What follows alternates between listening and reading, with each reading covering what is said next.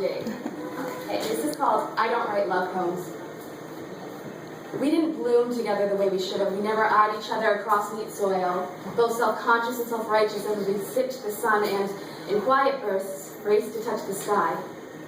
We weren't planted by gentle hands and soft plots with room to stretch our limbs and shield our eyes, nor to bud and thrive and find identity in both our own bold blossoms as well as the whole lavish garden. We didn't bloom because we erupted. We running start swan dived into neat dirt and were too close from the very beginning. We didn't sprout up straight. We lurked and snaked and left no bit of earth untouched by our vibrant stencil weed fingers declaring ourselves alive. By harvest, we were tangled beyond repair. By harvest, I didn't know me from you, and I liked it. To be so entwined is lovely, but depends on a perfect synchronicity we can only begin to grasp. To expand but not uproot requires perfect balance, maybe not beyond our years, but certainly beyond our maturity. We spread out our emotions like tarot cards on a towel in the grass, and reflected in your sunglasses, I met the silent pieces of me. In colorful, grim drawings, these quiet, ugly bits floated up veins and settled on the ribs. They stayed silent until they began to scream. And you and I, we didn't have the words, not our own words that we earned and burned while stumbling across months and plains, tripping over potholes and finding our feet quicker each time. We had placeholder words. We sang back and forth and splashed around and bathed in. The words we spoke were both found and cardboard. We were just reading lines, sharing identical scripts, and an ache to be seen so deep and desperate it was sinful. We maybe shared the humid cling of regret, which hung heavy and stuck in our auditoriums.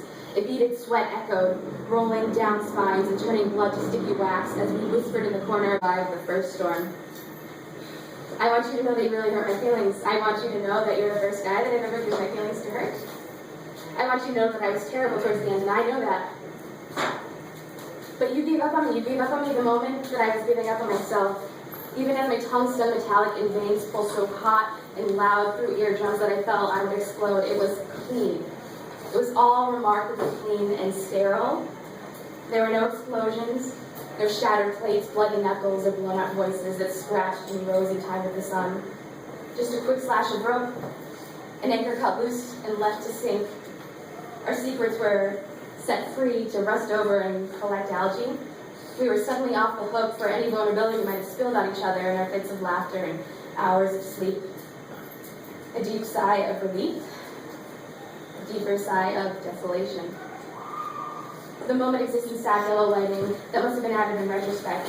I tweaked the floor of my memory too. In that moment, I wasn't wearing flip-flops on linoleum, but sinking slowly and barefoot into chilly riverbed mud as it turned to ice.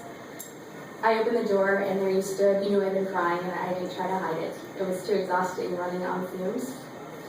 And I did expect something from you, anything from you that might dull the singed dagger plunging stab to my chest with each breath as I gulped and spat. I wanted anything that might reel me in from the cliff's edge where my thoughts had carried me on horseback. But you had nothing. I watched your eyes glaze over my swollen lips and painted, glassy eyes. You threw back the melted Picasso-esque mask where my face once was, like a quick, gross shot of warm whiskey. Careful to avoid eye contact, you slipped, "Fuck this," under your breath, and you started to reach for my hand. You started to, but then, after a second, suspended, you let your arm fall back to your body. Head lowered, jaw clenched, you turned and fled with a new heaviness pushing down on your posture. It looked painful and adult. It looked like you finally felt the weight of our season, and watching you go, I shrank in lighter and tighter because I felt it too. We're not going to get a happy ending. Not with each other, and not right now.